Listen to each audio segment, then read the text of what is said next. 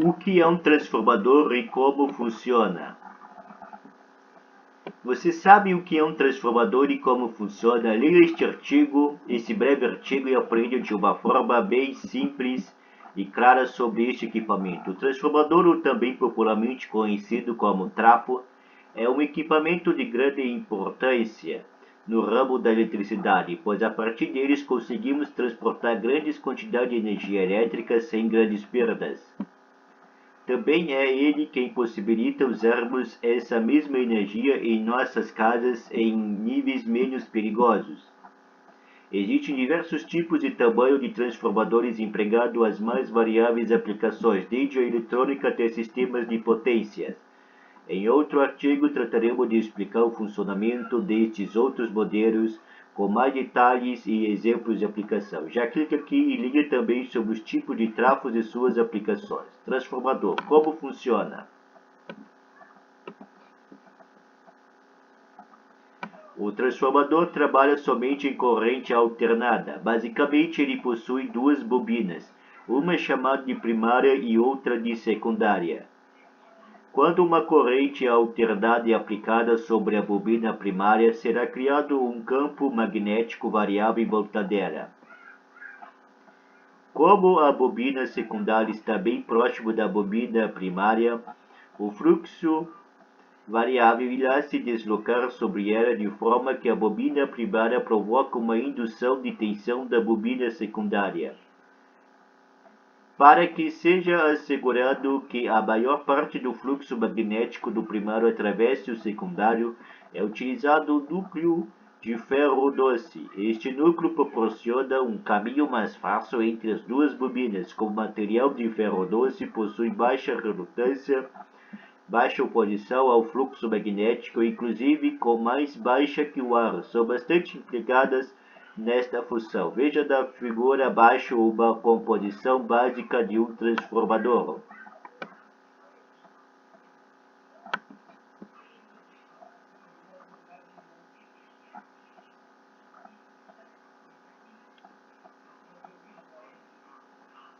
Por que um transformador não funciona em corrente contínua? Bem, o transformador funciona a partir do princípio de indução, que é a transferência de potência através de campo magnético. Para que haja indução, é necessária a utilização de uma corrente variável, no caso a corrente alternada.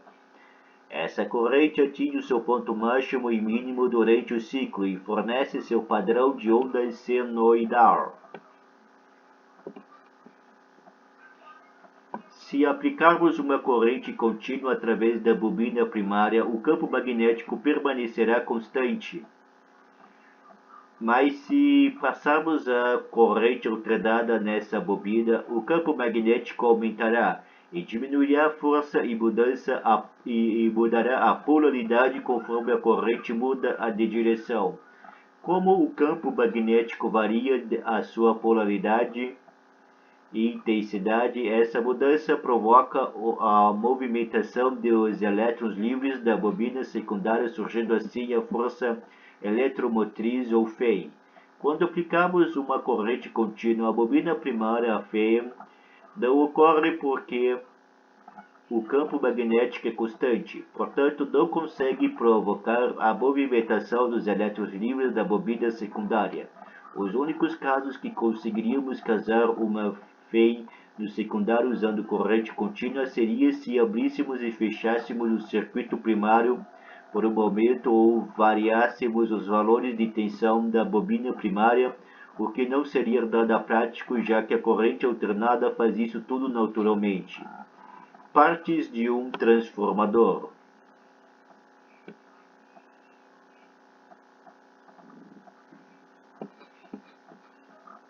Basicamente, um transformador é composto por duas partes principais, bobina primária e bobina secundária, compostas por fios de cobre isolados por verniz e enroladas em forma de mola.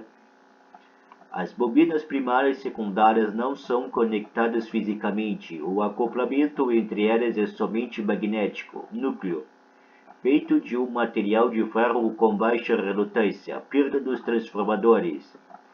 Caso você não saiba, no transformador, assim como qualquer outro equipamento, existem perdas.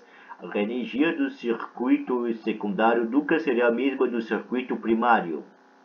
Mesmo com o enrolamento das bobinas funcionando sobre o núcleo de ferro, existirão problemas que ocasionarão perda do transformador. Perda do núcleo. Já ouviu falar em corrente parasita? Durante o processo de indução, a corrente alternada flui nos enrolamentos primários e secundários através de um campo magnético. Esse mesmo campo magnético também provoca a indução de corrente parasitas do núcleo.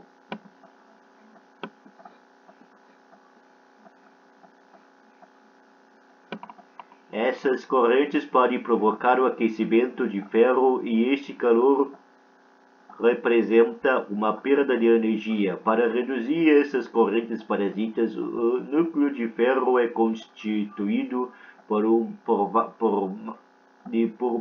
várias camadas de lâminas de ferro isoladas entre si, de forma que a circulação dessa corrente seja limitada. Perdas do cobre. Os fios de cobre utilizados para compor os rolamentos primários e secundários possuem uma certa resistência. As correntes que fluem desses condutores irão produzir perda por calor. Essas perdas são reduzidas usando condutores de boa qualidade e de diâmetros maiores.